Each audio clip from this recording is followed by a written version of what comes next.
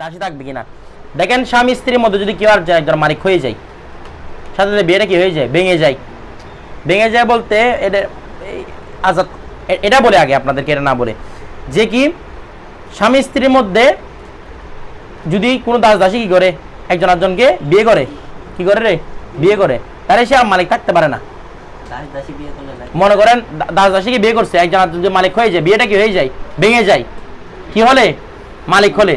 তো তার মানে যদি কোনো দাসীকে যদি স্বামী বিয়ে করে তাহলে সেটা কি হয়ে যাবে, ওটু স্বাধীন হয়ে যাবে, মহিলা কি হয়ে যাবে, স্বাধীন। তো আপনি স্বাধীন করে দিতে চাইলে বিয়ে করার মাধ্যমে তাকে স্বাধীন করে দিতে পারেন, কথা বুঝে গেছে। তাকে তালাক দিলে এরপর তালাক নিয়ে সে চলে যাবে। তবে হ্যাঁ, বিয়ে করছেন কাকে আপনি, দুইটা কথা, একটা হচ্ছে আপনি স্বাধীন করে তাকে বিয়ে করছেন, আরটা হচ্ছে দাসী রেখে বিয়ে করছেন। কিছু বলে বুঝেন নাই? স্বাধীন করে বিয়ে করলে সে 3 তালাকের মালিক, ওই স্ত্রী।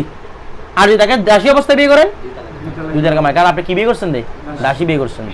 কোরআন শরীফের মধ্যে বলছে তোমরা কি খুঁজো, স্বাধীন খুঁজো, নয়তো আওমা মালাকাত আইমানুকুম, যা তোমাদের হাতের মধ্যে আছে, অর্থাৎ যা তোমার দাস দাসী রয়েছে এগুলোকে কি করো, তোমরা বিয়ে করে নাও। কথাটা বুঝে গেছে?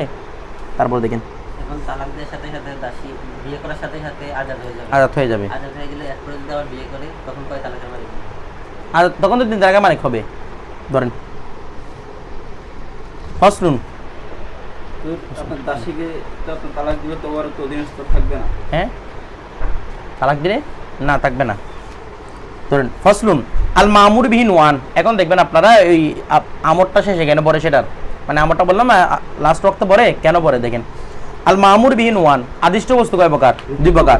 মুতলাকুন আনিল ওয়াক্ত ওয়া মুকাইয়াদুম বিহি। একটা হচ্ছে মুতলাক আনিল ওয়াক্ত, ওয়াক্তের ক্ষেত্রে কি মুতলাক। আরটা হচ্ছে ওয়া মুকাইয়াদুম বিহি, ওয়াক্তের সাথে, মানে ওয়া মুকাইয়াদুম বিল ওয়াক্ত, ওয়াক্তের সাথে কি মুকাইয়াদ। একটা হচ্ছে একটার ইবাদতের সময়টা মুতলাক রাখছে, অর্থাৎ নির্দিষ্ট করে দেয় না আমি এত ঘন্টার ভিতরে নামাজটা পড়ে ফেলবো, এতদিনের মধ্যে নামাজটা পড়ে ফেলবো, এতদিনের মধ্যে আমরা রোজা রাখবো, কিচ্ছু বলে নাই। মুতলাক ভাবে কি বলছে ইবাদতের নিয়ত করছে, এটা কি মুতলাক আনিল ওয়াক্ত। আর হচ্ছে মুকাইয়াদ বিহি, আমি 1 ঘন্টার ভিতরে নামাজটা পড়ে ফেলবো, তাহলে সেটা কি বলা হয়, মুকাইয়াদ বিহি বলা হয়। তারপর দেখেন ওয়া হুকমুল মুতলাক, মুতলাক হুকুম কি, আই ইয়াকুনাল আদাউ ওয়াজিবান, আদায়টা করা ওয়াজিব হবে, আলাত তারাখি, কিসের সাথে, বিলম্বের সাথে আদায়টা করা কি হবে। এখানে বিষয়টা বুঝছেন, বিলম্বের সাথে আদায় করা ওয়াজিব মানে এটা কিরকম, মানে আপনার কাছে বিলম্ব করে কি আদায় করতে হবে কিনা।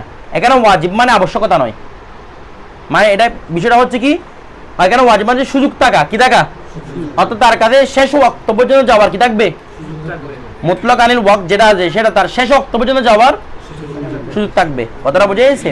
আচ্ছা, তারপর দেখেন এখানে ওয়াজিব মানে কি বলছিলাম, আবশ্যকতা নয়, এটা কি হবে যে সুযোগ থাকা। আচ্ছা, সেরকম হলে বিভিন্ন কিতাবের মধ্যে দেখা যায় যে নামাজের জন্য অলসতা করা, তো এটা শয়তানের আলামত হয় না। বুঝি নাই? অলসতা করা মানে একটা হচ্ছে ও আপনি অলসতা করেন, এটা অন্য কাজ। কথা হচ্ছে আমি লাস্ট ওয়াক্ত পর্যন্ত বিলম্ব করতে পারবো কিনা। এটা এক আপনি কি করতেছেন এটা অন্য, আপনি মুসাফির হয়েছেন তখন কি আপনি শত নামাজ ধরতেছেন, এটা অলসতার কারণ না, কই অলসতার কারণ, আপনি পড়তে পারেন না যে কোনো কারণে, মেডিকেল ধরতেছেন, সময় আছে, তারপরেও রাজভক্ত এটা তো যদি অবহেলা করে পড়ে না। আমার কথা হচ্ছে পড়ার সুযোগ আছে কিনা, কথাটা বুঝেন নাই, পড়ার সুযোগটা আল্লাহ দিয়েছে কিনা। তো এরকম হলে আল্লাহ এরকম বলতো, সুযোগ যেহেতু শয়তানের কাজ, তা আল্লাহ বলতো তোমার জন্য মাত্র 10 মিনিট সময়, এই 10 মিনিট নামাজ পড়তে না পারলে তোমরা জিন্দিগি নামাজ পড়তে পারবে না, এরকম আল্লাহ বলে দিছে। আল্লাহকে প্রশ্ন আল্লাহ কেন সুযোগ দিছে, বলে আল্লাহ নামাজ পড়তে আমার লাগে, জোহরের নামাজ পড়তে 10 মিনিট লাগে, আপনি 4 ঘন্টা কেন সুযোগ দিচ্ছেন, বুঝেন না কথা। ধরেন বিশর্তি আল্লাহ ইয়াফুতাহু ফিল উমর, তবে এখানে এই বিলম্ব পর্যন্ত সুযোগ আছে, তবে শর্ত হচ্ছে কি, বিশর্তি আল্লাহ ইয়াফুতাহু, সেটা ফৌত হবে না ফিল উমর, জীবনের মধ্যে সেটা ফৌত হতে পারবে না। অর্থাৎ আপনার কাছে কাজটা মরার আগে করে যেতে হবে, যদি করে যেতে না পারেন তাহলে আপনি গুনাহগার হবেন। বিষয়টা আপনার কাছে তাখির করার সুযোগ আছে, তবে কতটুকু পর্যন্ত, যেন এটা আপনার কাছে ছুটে না যায়। বিষয়টা বুঝে গেছে? আমরা কেন বলি নামাজের ওয়াক্ত হচ্ছে তাড়াতাড়ি পড়ে নেন, কেন বলি, কারণ আপনার নামাজটা যে বিলম্ব করে পড়বেন আপনি কি জানেন, গ্যারান্টি দিতে পারবেন আপনি বেঁচে থাকবেন। এই জন্য যখন ওয়াজিব আমরা কি বলি, সাথে সাথে ওয়াজিবটা আদায় করেন। আদায় করার মধ্যে ওয়াজিবের সূত্র না, কেন, যাতে মতের কারণে কি না হয়ে যায়, ছুটে না যায়। তো এখন দেখেন বিশুদ্ধের বাটা মোতাল্লাক কার সাথে হবে, হ্যাঁ, বিশুদ্ধের যে মোতাল্লাক হবে এটা কার সাথে, ওয়াজিবের সাথে দিতে পারবে তো, অথবা তারাকের সাথেও দিতে পারবে, সমস্যা নাই। ওয়ালা হাজা, এর উপর ভিত্তি করে কলা মোহাম্মদ রহমতুল্লাহ ফিল জামে, এই ইমাম মোহাম্মদের রেফারেন্স দিচ্ছে কিসের জন্য, লোগতের ইমামের জন্য, সবাইকে উনি মানে। ইমাম মোহাম্মদ রহমতুল্লাহ বলতেছে ফিল জামে, কিসের মধ্যে? জামের মধ্যে তার জামে কিতাবের মধ্যে বলতেছে, কি বলতেছে? লাউ নাজারো। ইমাম মোহাম্মদ রহমতুল্লাহ কাকে বিয়ে করছেন? ইমাম সাহেবের মাকে। তুমি কাকে বলছো? মামাকে? ধরো, ইমাম মোহাম্মদ রহমত বলতে ফিল জামে, কিসের মধ্যে? জামের মধ্যে। কি বলছে? লাউ নাজারো, লাউ যদি কেউ কি করে মান্নাত করে, আইয়া তাকিফা শাহরান, সে 1 মাসই রাখবে, এতেকাফ রাখবে। আচ্ছা শুধু এরকম বলছে, বলছে আমি শপথ করতেছি বা আমি মান্নাত করতেছি কি আমি ইনশাআল্লাহ 1 মাস রোজা রাখবো। তো ও কি বলছে? এই 1 মাস রোজা রাখবে, এতেকাফ করবে বলছে, নাকি বলছে যে আমি 1 মাস কি রাখবো?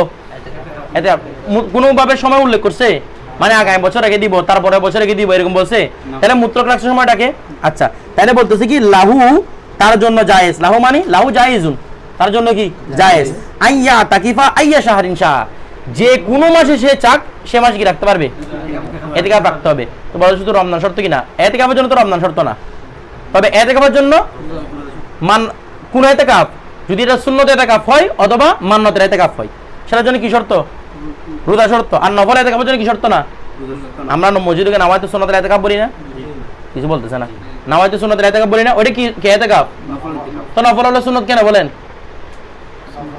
নামাজে নফল এতেকাফ না বলবেন? এখানে সুন্নত মানে সুন্নতে গয়রে জায়েদা, যেটা কায়েম মাকামে কি নফল। দেখেন ওটার জন্য কি লাগবে না, রোজা লাগবে না। কিন্তু যদি মান্নতের জন্য কি করা হয়, এতেকাফ করা হয়, অথবা কোনো সুন্নতে মুআক্কাদা যেটা রমজানের মাসে হয়, সেটার জন্য যদি এতেকাফ করা হয়, এই অবস্থার মধ্যে কি রাখবে? রোজা রাখবে। আচ্ছা তারপর দেখেন এখানে যে 1 মাস কি একবার টানা 1 মাস, টানা 1 মাস, টানা 1 মাস, তো এতেকাফের জন্য তো আপনার তো রোজা শর্ত। এখন তো 15 দিন রোজা রাখার পরে যে কোনো কারণে সে অসুস্থ হয়ে গেছে বা রোজা রাখতে পারতেছে না, তাহলে আর করে দিলে হবে, সমস্যা নেই, এটার জন্য পরবর্তী রেখে দিলে হবে। এরপর দেখেন আপনার 16টা থেকেও আবার ইয়ে করলে হবে না, আবার এখন তারপর আবার 1 মাস আবার যাবে, মানে টোটাল ও 1 মাস পড়াই দিবে, কথাটা বুঝছো? তারপর ওয়ালাউ নাজার, যদি কেউ মান্নাত করে আইয়া সুমা শাহরন, সে আমি 1 মাস রোজা রাখবো, 1 মাস মানে 30 দিন কি রাখবো, রোজা রাখবো। এখানে তার মতো তাবিয়ান বলে না লাগাতার রাখবো এরকম বলছে না, 1 মাস রোজা রাখবো। তো বলছে লাহুর জায়েজুন, তার জন্য জায়েজ, আইয়া সুমা আইয়া শাহরিন শাহ, যে কোনো মাসে চাক সে কি রাখবে, রোজা রাখতে পারবে। যেহেতু কি রাখছে সময় কি মুতলাক আনিল ওয়াক্ত রাখছে। এখন একটা প্রশ্ন হুজুর, এদিকে তাকান, আপনারা আমাকে উত্তর দেন।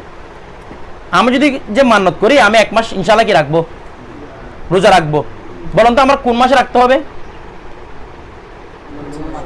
মনে করেন আমি এই বছর পুরো রাখি নাই, 2 বছর চলে গেছে, 3 বছর চলে গেছে, 4 বছর চলে গেছে, আপনারা আমাকে গালি দিতে পারবেন?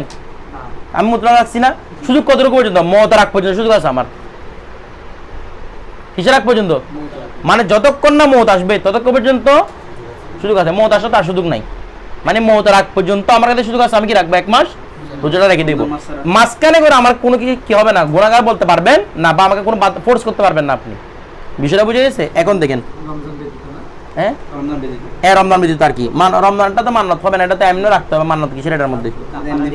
হ্যাঁ মারা গেলে তো পক্ষ থেকে কাফারা দিয়ে হ্যাঁ এটা পর আসতেছে। ওয়াফিস যাকাতি ওয়াস সাদাকাতি, সদকাতের ভিতর, যাকাতের মধ্যে এবং কিসের মধ্যে? সদকাতের ভিতরের মধ্যে। ওয়াল উশর, জি মাসের মধ্যে এই মাসে 10টা, সামনের মাসে 10টা, যে কোনো ভাবে 1 মাস রাখলে হচ্ছে, 10টা রাখো, 2টা রাখো, 1টা রাখো, 1 মাসে 1টা করে রাখো, সমস্যা নেই। মোটা 30 দিন মোটা দিতে পারলে হয়েছে, ধরেন। তারপর দেখেন ওয়াফিস যাকাতি, যাকাতের মধ্যে, ওয়াস সাদাকাতির ভিতরে, সদকাতের ভিতরের মধ্যে, ওয়াল উশর, উশরের মধ্যে। আল মাযহাবুল মালুম, প্রসিদ্ধ মাযহাব হচ্ছে আন্নাহু লা ইয়াসিরু বিত্তাখিরি মুফরিতান, তাখিরের মাধ্যমে মুফরিতান মানে কোনো গুনাহগার হবে না, ইফরাতকারী মানে গুনাহগারকারী হবে না, গুনাহগার হবে না, কি হবে না? গুনাহগারী সে হবে না। দেখেন মনে করেন আপনার উপর সদকাতের ভিতরে ওয়াজিব হয়েছে, কি হয়েছে? সদকাতের ভিতরে কথাটা বলি না, এরকম বলি, ওশর বলি, আপনার উপর কি ওয়াজিব হয়েছে? ওশর। অথবা আপনার উপর যাকাত ওয়াজিব হয়েছে, ওশরটা আমাদের এখানে প্রচলন নাই, এই জন্য এটা ভালো করে বুঝবেন না, আমি যাকাতটাকে বুঝাই আপনাদেরকে। যাকাত ওয়াজিব হয়েছে আপনার উপর, মানে আপনার কাছে মাল আছে 7.5 ভরি পরিমাণ অথবা 12.5 পরিমাণ তোলা সম্পদ, এই রূপা সম্পদ মালিক আছে আপনার কাছে, 1 বছর অতিবাহিত হয়েছে, আর আপনার উপর যাকাত ওয়াজিব না, আপনি যাকাতটা দেন নাই, বসে আছেন, আপনারা কেউ বলতে পারবেন না আপনি গুনাহগার হয়েছেন, কারণ আল্লাহ এটা সময়টাকে মুতলাক রাখছেন। বলে দেন না যে প্রতি বছর যাকাত দিতে হবে, এটা বলে দেন নাই আল্লাহ, কিছু বুঝতেছেন না? প্রতি বছর যাকাত দিতে হবে এরকম কোথাও বলে দেন না। সময়টা কি রাখছেন? সম্পদটা যদি 1 বছর পূর্ণ হয় এবং এটা যদি তার সম্পত্তি তার মালিকানায় থাকে, তখন তার উপর কি আবশ্যক হবে? তো কখন দিতে হবে জাকাতটা এরকম কোনো কিছু নির্ধারিত করে দেয় নাই। তার মানে আপনি জাকাত যে কোনো টাইমে আদায় করতে পারেন। আমাদেরকে অনেকে প্রশ্ন করে, হুজুর রমজান ছাড়া অন্য সময় জাকাত দিলে শুদ্ধ হবে কিনা? হবে, মুতলক রাখছে আল্লাহ, যে কোনো টাইমে দিতে পারেন। তো আমরা রমজানে কেন দিই? কারণ 1 টাকায় 70 টাকা, এটা কামানোর জন্য মূলত রমজানে কি দিতে বলেছে? জাকাতটা আদায় করতে বলেছে। কথাটা বুঝেছে? আর মানুষের হাত যদি বেশি থাকে তখন, এই জন্য ওই টাইমে দিলে সবচেয়ে ভালো। কিন্তু এর আগে দিলেও কি হয়ে যাবে? জাকাত হয়ে যাবে। তো আপনি মনে করেন আপনার উপর মনে করেন 2000 সালের মধ্যে 23 সালের মধ্যে আপনার জাকাত ওয়াজিব হয়েছে, আপনি জানেন না জাকাতটা না, এই বছরও দেন নাই, আগামী বছরও দেন নাই, এরপর দিতে না দিলে বিলম্ব করতে আছেন আপনি। তো এক সময় কি হয়ে গেছে, এই বিলম্ব করার কারণে আপনি কোনো কি হবেন না, গুনাহগার হবেন না। যেভাবে আমি বললাম আমি যে কোনো 1 মাস রোজা রাখবো, তো আমি যে বিলম্ব করতেছি গুনাহগার হবো না। তবে হ্যাঁ, যদি না দিয়ে মারা যায় তখন আমি গুনাহগার হব। কথাটা বুঝেছে? বিলম্ব করার কারণে আমি কি বলতে পারবে না, গুনাহগার বলতে পারবে না। আপনার কথাটা বুঝতেছেন? ওকে কি বলা যাবে না, গুনাহগার বলা যাবে না।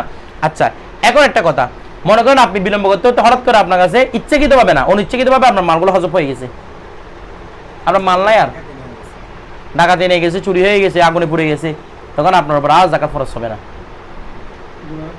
গুনাহগার হবে না। এগুলোর জন্য গুনাহগার হবে না, কারণ সুযোগটা দিছে কে? বলেন না, সুযোগটা দিছে কে? আল্লাহ। তো যেহেতু সুযোগটা আল্লাহ দিছে, তো মালটা তুলে নিয়েছে আল্লাহ, তো আল্লাহ সম্পদ আল্লাহ তুলে নিয়েছে, আমি কি করতাম এখানে? কিন্তু যে আমি জাকাত না দেওয়ার জন্য চালাকিটা করি, অনেক মাকের আছে দে 1 বছর পূর্ণ হওয়ার আগে সম্পদগুলো কোন গরিবকে দান করে দে, তাকে দান করে দে। গরিবকে বা তোমাকে আমি 1 লাখ টাকা দান করে দিলাম বা 10 লাখ টাকা দান করে দিলাম, তুমি আমাকে আবার হেবা করে দিবে আমাকে, গরিবকে তুমি আমাকে কি করে দিবে? মাঝখানে তোমাকে 500 টাকা দিব আর কি। তো ওই তোর লাভ হয়েছে, তোর লাভ হয়েছে, তুই কি করছে? এখন হেবা এখন করে দিচ্ছে, তাই নতুন সম্পদ মালিক হয়েছে না আবার, তো এগুলোর প্রতি জাকাত ওয়াজিব না, আবার 1 বছর পার হতে হবে। আল্লাহর সাথে মাকের ওয়ামাকারও মাকার আল্লাহ আর কি, ঠিক আছে? তো এখন দেখেন মাকেরি করে আল্লাহর সাথে, এখন দেখেন বিষয়টা, মানে আল্লাহর সাথে ওরা প্রতারণা করার চেষ্টা করে আর কি। এখন বিষয়টা বুঝেন, তাইলে আমাকে আল্লাহ বিলম্ব করার সুযোগ দিছে না, আমি বিলম্ব করতেছি মাঝখানে করে, যে কোনো কারণে আমার কোনো কলা কৌশল ছাড়া আমার জিনিসগুলো কি হয়ে গেছে, আমার ব্যবসা লস হয়ে গেছে, কোনো একটা কারণ হয়ে গেছে, তখন আমার উপর যেটা ওয়াজিব ছিল জাকাত দেওয়ার জন্য আগে সম্পদটা রাখতে হবে না, সম্পত্তি নাই জাকাত করতে দিব। কথাটা বুঝেন নাই? মনে করেন আমি মান্নাত করছি রে, আমার যদি একটা মেয়ে হয়, মেয়েটাকে অমুক বুজুর্গের সাথে আমি বিয়ে দিব, মেয়েটা হওয়ার সাথে তো মরে গেছে, আমি কি করবো? এখানে জোর বিয়েটা দিয়ে দিব এখানে মরার মধ্যেও? আমার সম্পদটা চলে গেছে, আমি করতে জাকাত আদায় করবো, সম্পদ থাকতে হবে জাকাতের জন্য। জি তুমি আর একটা কথা বলতেছো, আমি একটা বুঝতে যাচ্ছি, তুমি বিয়ে করে নিও, বুঝলি ব্যক্তি বিয়ে করতে না চাইলে বলেন প্রতি বছর খরচ হয়ে যায় না। এ দেখেন জাকাত টাকা আমরা বছর আদায় করছি তো, সম্পদ থেকে কিছু বুঝতেছে না, আমরা জাকাত টাকা এই বছর আদায় করে দিচ্ছি তো, তাহলে আমাদের সম্পদ মূল সম্পদ থেকে কমে গেছে না, এখন তার ওয়াজিব নাই। পরবর্তী বছর সম্পদ আবার বাড়ছে, আপনার বেড়ে কোন পরিমাণ গেছে, আবার 7.5 লাখ গেছে, আবার ওয়াজিব এটা, কারণ আপনার কাছে কি আছে দে, জাকাতের পরিমাণ সম্পদ আছে দে। বিষয়টা বুঝে গেছে? মনে করেন আপনি জীবনের মধ্যে জাকাত দেন নাই, না দিতে বিলম্ব করতেছেন, বাস আপনি লাস্টে গুনে কি দিয়ে দিবেন জাকাত দিয়ে, আমার এটা 10 বছর পর্যন্ত ছিল, 10 বছর পর্যন্ত জাকাত দিয়ে দিবেন আপনি। বিষয়টা বুঝে গেছে? জি না যেমন তখন গুনাহগার হবে। এরপর দেখেন বলতেছে কেন, হ্যাঁ 10 বছর যদি বিলম্ব করে, হ্যাঁ লাউ হালাকা, যদি কেউ লাউ হালাকার নিসাব, যদি নেসাব কি হয়ে যায়, হালাক হয়ে যায়, জাকাত ওয়াজিব কি হয়ে যাবে, হালাক হয়ে যাবে। মনে করেন আপনার 10 বছরের জাকাত ওয়াজিব, কয় বছরের? এই প্রতি বছর যে জাকাত দিচ্ছেন আপনি, 10 বছরের জাকাত কি ওয়াজিব। এখন আপনার কাছে টাকা হিসেবে মনে করেন 20,000 টাকা, 20 লাখ টাকা হয়েছে জাকাত হিসেবে, ওয়াজিব হয়েছে 50,000 টাকা হয়েছে আপনার কাছে। এখন পরবর্তী গিয়ে দেখতেছেন যে যখন আপনি জাকাত দিবেন মাল কি হয়ে গেছে, হালাক হয়ে গেছে, তখন জাকাতের ওয়াজিব, যতগুলো 10 বছরের ওয়াজিব ছিল সবগুলো কি হয়ে গেছে, সাকেত হয়ে গেছে, আপনি কোনো গুনাহগার হবেন না, কিচ্ছু হবেন না। তারপর দেখেন ওই বছরটা না হওয়ার কথা, এরকম হলে আগে যে 9 বছর ছিল ওই সময় তো টাকা ছিল তো বিলম্ব করার সুযোগ কি দিয়েছে আল্লাহ, তো আল্লাহ সুযোগ দিয়েছে, আমি কি করতাম? ধরেন পুরোটা সবগুলো জাকাত হয়ে যাবে, আমি জাকাতটা টাকাটা দেওয়ার জন্য টাকা থাকতে হবে তো, টাকাই তো নাই, আমার টাকা নাই, কিচ্ছু নাই, আমাকে যদি বলে তুমি 9 বছর জাকাতটা আদায় করো, এটা জুলুম হয়ে যাবে না মানুষের উপর? কিছু বুঝেন নাই? আপনার কাছে যখন নামাজ পড়ার সক্ষমতা নাই, আপনাকে শরীয়তে বলতেছে কি করো, এখন তুমি ফিরিয়ে দাও, মনে করো রোজা রাখার সক্ষমতা নাই, আপনাদের নামাজ প্যারালাইসিস হয়ে গেছেন, কোনো রকম নত্য সব পারেন না, আপনি ফিরিয়ে আদায় করেন, তাই যদি বলেন না তারপরে নামাজটা পড়তে হবে, এটা তো আরো জুলুম না? টাকা নাই তো করতে জায়গা আদায় করবে নিজে খাইতে না পারিতে বলেন।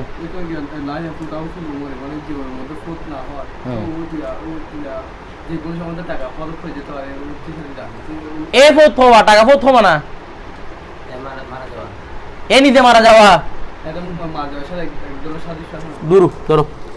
সাকাত ওয়াজিব, ওয়াজিব কি হয়ে যাবে? সাকাত হয়ে যাবে। ওয়াল হানেসু মারা যাওয়ার সময় আছে, মারা যাইলে তো আর টাকা কামাতে পারে না, তো যখন সম্পদ ধ্বংস হয়ে গেলে টাকা কামাতে পারবে না, কি সম্পর্ক আছে যে? ধরো ওয়াল হানেসু, হানেস, হানেস মানি সৎ বঙ্গারি, ইজা জাহাবা মালুহু যদি তার মাল চলে যায়, ওয়াসরা ফকিরান সে ফকির কাফারা বিশ্বমি, সে কি হবে? সোমের মাধ্যমে কাফারা আদায় করবে। অর্থাৎ মনে করেন কেউ কি করছে, একটা শপথ বঙ্গারি, কি রে শপথ বঙ্গারি, তার কাছে কি করতে হবে? 10 জন মিসকিনা খাওয়ানা খাওয়াইতে হবে, কথা বুঝেন নাই? অথবা মনে করেন গোলাম একটা আদাত করতে হবে, তো গোলাম একটা কেনার জন্য টাকা লাগবে না? এটা টাকা নাই তো ফকির হয়ে গেছে, মানে মান্নত করার পরে কি হয়ে গেছে? ফকির হয়ে গেছে। তাহলে কফারা বিশ্বম, সে কফারা কিভাবে দিবে? সোমের মাধ্যমে দিবে, রোজা রাখবে সে। সোম না পারলে আরেকটা যেটা করার এটা করবে, কথা বুঝছেন? ধরেন জি কিসের মশলা? হ্যাঁ হজ, হজ জীবন একবার ফরজ, আপনার কাছে যে কোনো এবছর হজ ফরজ, এবছর করতে হবে কোনো বাধ্যবাধকতা নাই। তো আমরা কেন বলি করে নিতে? কারণ সে কখন মরে যাবে কি জানে, এই জন্য আমরা বলি আগে করাটা কি উত্তম, সামনে আসতে কথাটা, কিন্তু পরে করার কি আছে? সুযোগ আছে। এর উপর দেখুন ওয়ালা আছে, এর উপর ভিত্তি করে লা ইয়াজুজু কজাউ সলাতি। এই আচ্ছা, কজা সলাতের জন্য আল্লাহ কি রাখছে? মুতলাক রাখছে সময়টা, আপনি যে কোনো টাইমে আপনি কি করতে পারবেন? কজা করতে পারবেন। তো এটার উপর ভিত্তি করে যদি বলেন, তাহলে একটা কাজ করেন, মকরু ওয়াক্তের মধ্যে কজা সবগুলো আদায় করেন। হ্যাঁ, আল্লাহ সময়টা কি রাখছে? কজা সময় কি রাখছে? মুতলা রাখছে 24 ঘন্টার মধ্যে যে কোনো একটা সময় আপনি কি করে দেন, কারণ আল্লাহ কি রাখছে? সময়টাকে মুতলা রাখছে। বলতেছে এই জন্য ওয়ালা আলা হাজা লা ইয়াজু কদাউ সলাতি ফিল আওকাতিল মাকরুহা, আপনি এর উপর ভিত্তি করে, মানে যেহেতু তারাহি করা জায়েজ, যে কোনো একটা সময় আদায় করা জায়েজ, সুতরাং এটা বলতে পারবেন না যে কি কদা সালাত কোন ওয়াক্তের মধ্যে আদায় করব? মাকরু ওয়াক্তের মধ্যে। কেন? লিআন্নাহু, কেন না লাম্মা ওয়াজাবা মুতলাকান। আচ্ছা, নামাজটা আপনার কাছে মুতলাকভাবে ওয়াজিব হয়েছে না? যখন ওয়াজিব হয়েছিল মুতলাকভাবে ওয়াজিব হয়েছিল কিনা? তো বলছে ওয়াজাবা কামেলান, সেটা কামেলভাবে ওয়াজিব হয়েছিল। নামাজটা যখন আপনার উপর ওয়াজিব হয়েছে, কিভাবে ওয়াজিব হয়েছে? আপনার কাছে কি নাকিস ওয়াক্তের মধ্যে নামাজটা ওয়াজিব হয়েছে না কামেল ওয়াক্তের মধ্যে? তো এখন বলতেছে ফালা ইয়াখরুজু আনিল উহদাতে, জিম্মাদারি থেকে মুক্তি পাওয়া যাবে না বিআদাই নাকিসে, নাকিস আদায় করার মাধ্যমে। আচ্ছা, আপনার কাছে জোহরের নামাজটা ওয়াজিব হয়েছে কামেল ওয়াক্তের মধ্যে, এখন কামেল ওয়াক্তের মধ্যে আসর নামাজটা ওয়াজিব হয়েছে কামেল ওয়াক্তের মধ্যে, আপনি কজাটা আদায় করতেছেন নাকিস ওয়াক্তে গিয়ে, তো কজা মানে পূর্ণতা দেওয়া না? কজা মানে কি দেওয়া? আচ্ছা, আপনি কারো থেকে দান নিছেন, কর্জ নিছেন 1 লক্ষ টাকা, ফেরত 100 টাকা, দুনিয়ার ফাটা 80 টাকা সবগুলো দিচ্ছেন, আদায় হবে এটা? কিছু বুঝেন নাই। টাকা ফেরত 100 জাল নোট দিচ্ছেন, এটা আপনার আদায় হয়েছে, জিম্মাদারি থেকে মুক্তি পাবেন এটা করার মাধ্যমে। তো বলতেছে কি, আপনাকে মনে করেন আপনি আপনার থেকে কি নিছে, একটা বই একটা নিয়ে গেছে, বলছে ভাই আমাকে দাঁত দেন, দেওয়ার সময় এদিকে ফেটে বইটা দিচ্ছে, সেটাকে আদায় হবে? এটা বইটা নিব না। তো আপনার উপর নামাজটা কামের ভাবে ওয়াজিব হয়েছে, আপনি আদায় করছেন কোন সময়? তার মানে নাকেস ওয়াক্তের মধ্যে আদায় করা, মানে ইবাদতটাকে নাকেস করে দেওয়া না। তো বলতেছে ইবাদতটাকে নাকেস করার মাধ্যমে কজা সালাত আদায় করা যাবে না, কজাটা কবুলই হবে না এখানে, কারণ যেহেতু ওয়াজিব কামেল ভাবে হয়েছে, আদায় করতে হবে কোন ওয়াক্তের মধ্যে? কামেল ওয়াক্তের মধ্যে। বলতেছে কি ফায়াজুজুল আসরু ইনদাল ইহমারার, দেখেন অতঃপর জায়েজ আসর ইনদাল ইহমারার, সূর্যাস্তের সময় আদান কি হিসেবে? আদায় হিসেবে। ওয়ালা ইয়াজুজু কজান, সেটা কজা হিসেবে কি হবে না, জায়েজ হিসেবে। এটাকে কি বলতেছে? ফায়াজুজুল আসরু, আসর মানে ওই দিনের আসর। কোন দিনের আসর? ফি যালিকাল ইয়াউম, যে দিন আপনি আসর নামাজ পড়বেন ওই দিনে আসর নামাজটা জায়েজ ইনদাল ইহমারার, কোন সময়ে? সূর্য লালিমা হওয়ার সময়। আদান কি হিসেবে? আদায় হিসেবে। ওয়ালা ইয়াজুজু কজান, তবে ওইখানে কজা নামাজ পড়া কি হবে না। এই দেখেন আমার এদিকে একটু খেয়াল করেন, আসর নামাজের ওয়াক্ত কতটুকু পর্যন্ত? জোহরের নামাজ থেকে শেষ করে ইহমারার পর্যন্ত, লালিমা পর্যন্ত। এখন লালিমাটা কিসের সময়? আসরের সময়ের ভিতরে অন্তর্ভুক্ত, যদিও বা মাকরু ওয়াক্ত, কিন্তু আসরের সময়ের ভিতরে অন্তর্ভুক্ত কিনা? মনে করেন লালিমা হয়েছে, এখন মনে করেন আসরের টাইম কয়টা থেকে? আমি যদি বলি 4:30 থেকে 4:50 থেকে আসর শুরু হয় যদি বলি, বা 4:40 থেকে আসর শুরু হয়, আসর থাকবে 6:40 পর্যন্ত। 4:40 থেকে শুরু হয়েছে 6:40 পর্যন্ত কি আসর। 6:40-এর মধ্যে আবার দেখা যাচ্ছে কি 6:25 থেকে ইহমারা শুরু হয়েছে। আমার কথাটা বুঝতেছেন? 4:40 থেকে 6:40 পর্যন্ত কিসের টাইম নির্ধারণ করছে? আবার 6:25 থেকে এহমেরা শুরু। তো এহমেরা শামসের সময় নামাজ পড়া কি মাকরু। কিন্তু দেখেন তো আজকের দিনের জন্য 4:40 থেকে 6:40 পর্যন্ত আল্লাহ আমাকে আসর নামাজ সুযোগ দিছে না? তো আজকের নামাজটা যদি আমি এহমেরার সময় পড়ি 6:25 থেকে পড়া শুরু করি, তাহলে নামাজটা মাকরু হবে, তবে আদায় হিসেবে হবে, কারণ সময় আছে তো, কজা হবে না। নামাজটা কেউ কজা হবে? কজা কখন হয়? সময় চলে গেলে। সময় তো 6:40 পর্যন্ত দেওয়া আছে আমাকে, মাকরু হয়েছে আর কি, কিন্তু আদায় হয়েছে, এটা আদায় হিসেবে আদায় হবে, কিন্তু কি হবে? মাকরু হবে। কিন্তু আরেকদিনের আসরের নামাজ, আসর নামাজ আজকে হেমেরা সময় পড়তে পারবেন না, কারণ আরেকদিনের আসরের নামাজটা আপনার কাছে কামেল বাবু ওয়াজিব ছিল, আপনি কামেল ওয়াক্ত পাইছিলেন। গতদিনের যে আসর নামাজ আপনি ছেড়ে আসছেন, সেটা আপনি কামেল বাবু পাইছিলেন না? কিছু বলতেছে না। শুরুতে কামেল ওয়াক্ত ছিল না, আপনার উপর কামেল বাবু ওয়াজিব হয়েছে, আপনি সেই নামাজটাকে আজকের হেমেরার সময় পড়তে পারবেন না। কেন? কারণ ওই সময় আপনার কাছে কামেল বাবু ওয়াজিব হয়েছে, এটাকে আপনি নাকেসের মধ্যে কিভাবে আদায় করবেন? তখন আদায়টা কি হয়ে যাবে? নাকেস হয়ে যাবে। আর কজার মধ্যে নাকেস দেওয়া কি নাই? জায়েজ নাই। আদার মধ্যে জায়েজ, যে কারণ আদার মধ্যে তো 6:40 পর্যন্ত টাইম তো আল্লাহ দিছে আমাকে, বিষয়টা বুঝেন নাই? 6:40 পর্যন্ত টাইম কে দিছে? আল্লাহ দিছে। তো আমি 6:25 থেকে যে এমেরা শুরু হয়েছে, এটা তো আমার কোনো কিছু করার নাই, আমি আজকের দিনের জন্য পড়ে নিতে পারবো, কারণ আজকে এখন আদায় আছে। তো কথা বুঝেন নাই? আমি আপনাদেরকে একটা প্রশ্ন করি, 6:40 পর্যন্ত আসরের টাইম, 6:40 পর্যন্ত, তো 6:30 হয়েছে, কেউ যদি নামাজ পড়ে তাকে কি আপনি বলবেন সে কাদা করতেছে নাকি আদায় করছে বলবেন? কি মকরু হয়েছে আর কি সময়ের কারণে, কিন্তু নামাজটা আদায় হয়েছে না। কেন? এখনো কি আছে? সময় আছে। কিন্তু গতদিন আসরের নামাজ আপনার কাছে ওয়াজিব হয়েছিল কিভাবে? কারণ আপনি শুরু ওয়াক্তগুলো পাইছিলেন, তো তা আপনার উপর কামেল বাবু ওয়াজিব হয়েছিল না।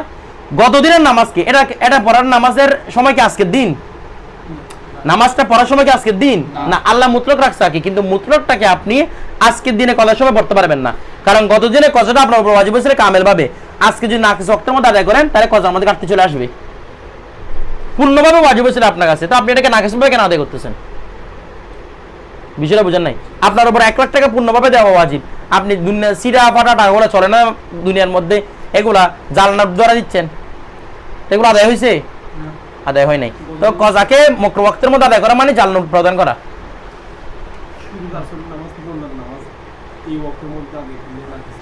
জি, যে কোনো নামাজ, আমি আসর নামাজটা বললাম যে কারণে, আর কেন মকরু ওয়াক্ত ছিল? জানাজার নামাজ পড়া যাবে মকরু ওয়াক্তে না, এটাও মকরু হবে। ধরুন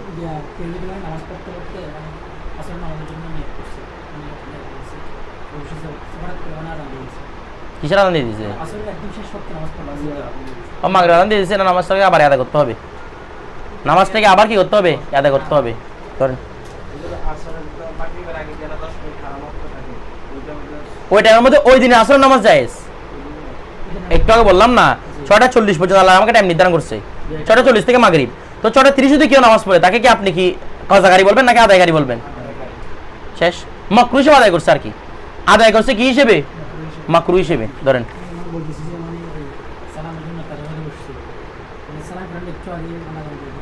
এখানে তো সালাম ফিরানোটা তো ফরজ না, তো ওয়াজিব না। আপনি তার সাথে পরিমাণ বসতে পারছেন, নামাজ হয়ে গেছে, বিষয়টা বুঝছেন? ধরেন তারপর কি বলতেছে? আচ্ছা, ফালা ইয়াখরুজু আনিল উহদাতি বিয়াদাইন নাকিস ফায়াজুজুল আসরু, মানে আসরু মানে ফি যালিকাল ইয়াউম, ওই দিন আসর নামাজ জায়েজ ইনদাল হেমেরা, কোন সময়ে? লালিমার সময়। বলা হচ্ছে আদান কি হিসেবে? আদায় হিসেবে। ওয়ালা ইয়াজুজু কজান, তবে অন্য দিনে কজা নামাজ এখানে পড়া জায়েজ নাই। তারপর দেখেন ওয়ানিল করখি, ইমাম করখি রহমাতুল্লাহ হানাফি মাযহাবের একজন ইমাম। দেখেন এখানে হানাফি মাযহাবে দ্বন্দ্ব লাগছে। কিরকম? হানাফিদের জমহুর এবং শাফিদের জমহুর এক পক্ষ, আবার হানাফিদের কিছু, শাফিদের কিছু অন্য পক্ষ। মানে হানাফিদের কিছু মানে ইমাম আবু ইউসুফ, ওদিকে শাফিদের কিছু আলেম, এরা বলতেছে কি ইমাম করখি এদের অন্তর্ভুক্ত। ইমাম করখি হানাফির ইমাম, হানাফির বিরুদ্ধে আর কি কি বলতেছে? বলতেছে কেউ যদি কারো উপর যদি কোনো ইবাদত ওয়াজিব হয়, সে যদি দেরি করে গুনাহগার হতে থাকবে। কেউ থাকবে? হ্যাঁ, আদায় করে দিলে গুনাহ উঠে যাবে, অর্থাৎ আপনার উপর গুনাহটা মুআল্লাক থাকবে, ঝুলন্ত থাকবে। মানে আপনি মনে করেন আজকে আপনার উপর আপনি বলছেন না আমি ইনশাল্লাহ কি করে দিব, আপনার উপর মনে করেন জাকাত ওয়াজিব হয়েছে এই বছর, আপনি জাকাত আদায় করেন না, আপনার উপর গুনাহ চলে গেছে মাথার মধ্যে। আরেক বছর আদায় করেন নাই, মাথার মধ্যে গুনাহ চলে আছে। আরেক বছর আদায় করেন নাই, মাথার মধ্যে গুনাহ মানে উঠে আছে। এখন টাকা পয়সা চলে গেছে, গুনাহ সম্পূর্ণ মাথার উপরে এসে পড়ছে। বিলম্ব করার মাধ্যমে কি হয়? গুনাহ হয়। ওদের মতে বাস হানাফি, বাস শাফির মতে বিলম্ব করার মাধ্যমে কি হয়? তবে গুনাহটা মুআল্লাক থাকে। আপনি আদায় করে ফেলেন, মনে করেন এই বছর আপনার কাছে জাকাত ওয়াজিব হয়েছে, আপনি দেন নাই, তাহলে গুনাহ আপনার মাথার উপর উঠে থাকছে। আরেক বছর আসছে, দেন নাই, গুনাহ হয়ে গেছে।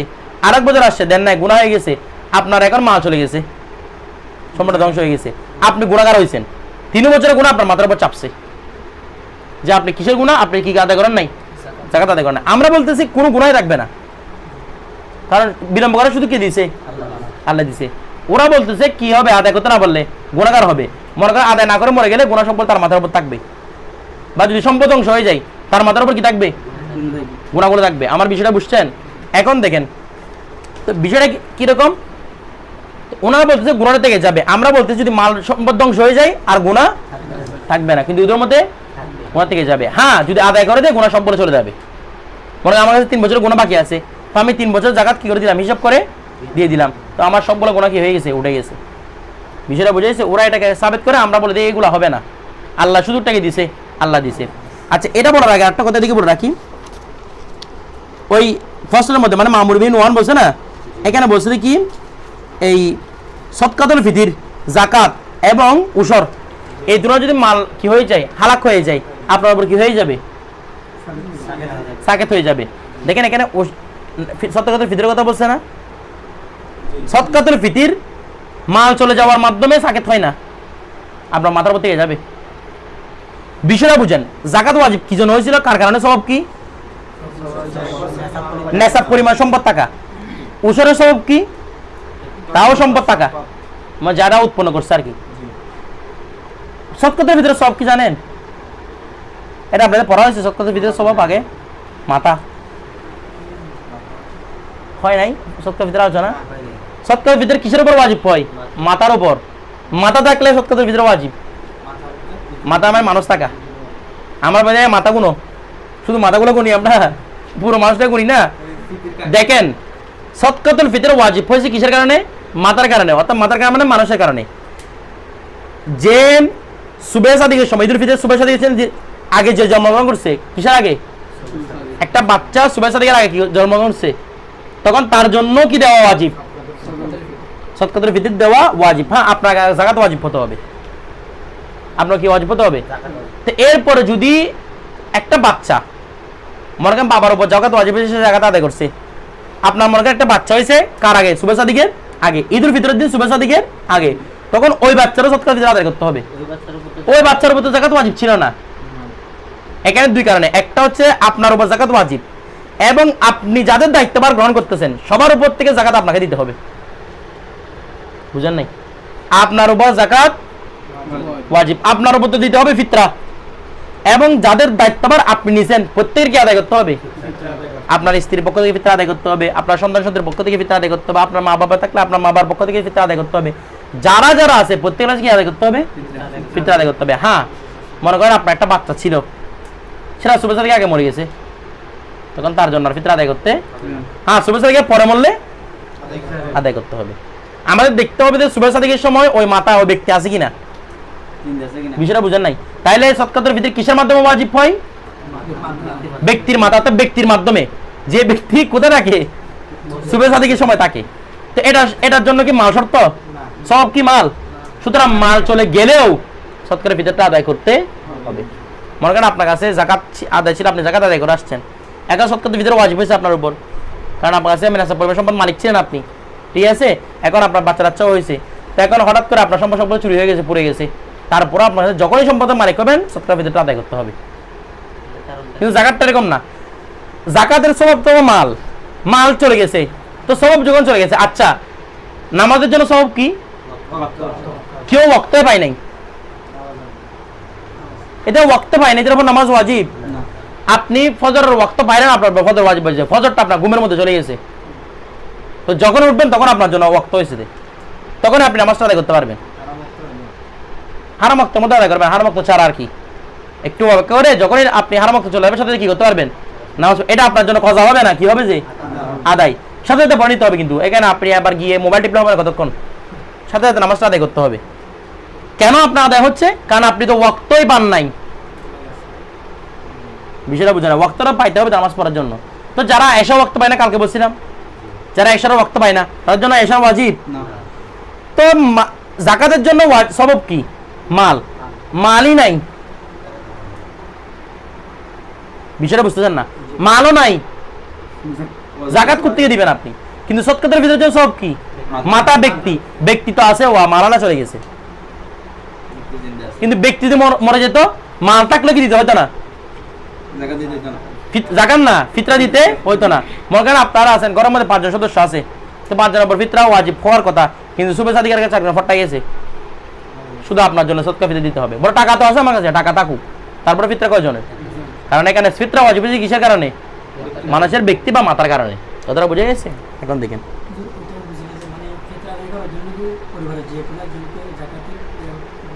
হ্যাঁ জাকাত যে কোনো একজনকে মানে কত হবে। আপনার উপর যদি জাকাত ওয়াজিব হয়, আপনি যার দায়িত্বভার গ্রহণ করতেছেন প্রত্যেকের পক্ষ থেকে কি আদায় করতে হবে?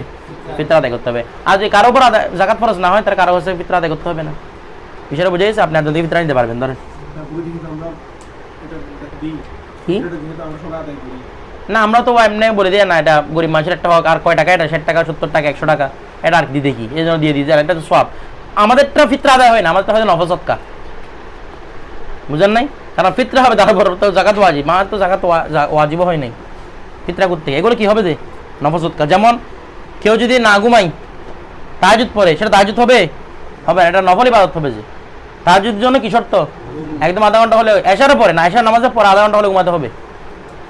শুধু এরকম করে নিন, না প্রত্যেকটা খানার ফিকার কিতাবের মধ্যে আছে, একদম বাহারে শরীয়ত হতে নিয়ে এমন কোনো ফিকার কিতাব না যেখানে নাই। কি হতে হবে? আবার নুরুল ইসলাম পাবেন না, এটা তো ছোটখাটো কিতাব, এখানে পাবেন না। কথাটা বুঝে গেছে? হ্যাঁ, জীবন আসলে হবে না, পরিপূর্ণ ঘুম থাকতে হবে। আর নউল কামেল, পরিপূর্ণ ঘুম ধরেন। তো আমাদের এখানে সারা রাত না ঘুমাইয়ে তারপর তাহাজ্জুদ পড়ে, তাহাজ্জুদ আদায় হবে না। তাহাজ্জুদ ফজিলতের জন্য কি থাকতে হবে? ঘুম থাকতে হবে।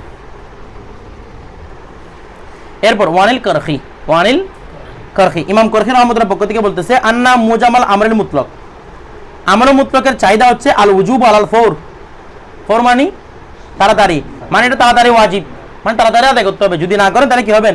গুনাহগার হবেন। ওয়াল খেলাফু মাহু ফিল উজুবি, তার সাথে আমাদের খেলাফ কি বিষয়ে রে? উনি বলতেছেন এমনি ওয়াজিব হওয়ার সাথে সাথে আদায় করতে হবে, এটা যত বিলম্ব করবেন গুনাহগার হতে থাকবেন।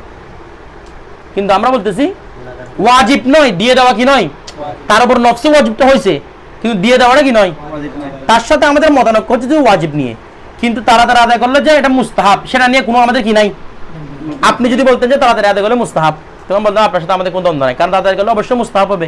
কারণ কখন মনে জানেন এটা কোনো গ্যারান্টি আছে? তাড়াতাড়ি আদায় করেন, আপনি সব বেশি পাবেন। বিষয়টা বুঝে গেছে তো? আচ্ছা, তারপর দেখেন ওয়াল খিলাফু মাহু ফিল উজুবি, তার সাথে আমাদের খেলাফ কোন জায়গায়? ওয়াজিব। ওয়ালা খিলাফা ফি, এর মধ্যে খেলাফ না যে আন্নাল মুসারাতা ইলাল ইতিমারি, আদেশ পালন করার ক্ষেত্রে তাড়াতাড়ি করা, মুসারাত মানে তাড়াতাড়ি করা, মানদুবুন ইলাইহা, কি রে মনদুব মানে কি? মুস্তাহাব। কালকে বলছিলাম না মনদুব মানে কি? মুস্তাহাব। আমরাও তো জানি যে যদি কোনো ইবাদত কি করা হয় তাড়াতাড়ি করা, সেটার মধ্যে কি হবে? মুস্তাহাব হবে। আপনি যদি মুস্তাহাব বলতেন আমাদের কোনো ইখতিলাফ ছিল না, কিন্তু আপনি কি বলছেন যে যেমন আল হাদিসে যদি বলতো রফে আদাইন, এটা জায়েজ, আপনারা চাই এটা করতে পারবেন, হানাফিদেরটা করতে পারবেন, কিন্তু আপনারা কি বলতেছেন হানাফিটা জায়েজই নাই, তখন আমাদের আপত্তি। হ্যাঁ, ইলাল ইতিমার আর কি, মনদুবুন ইলাল ইতিমার,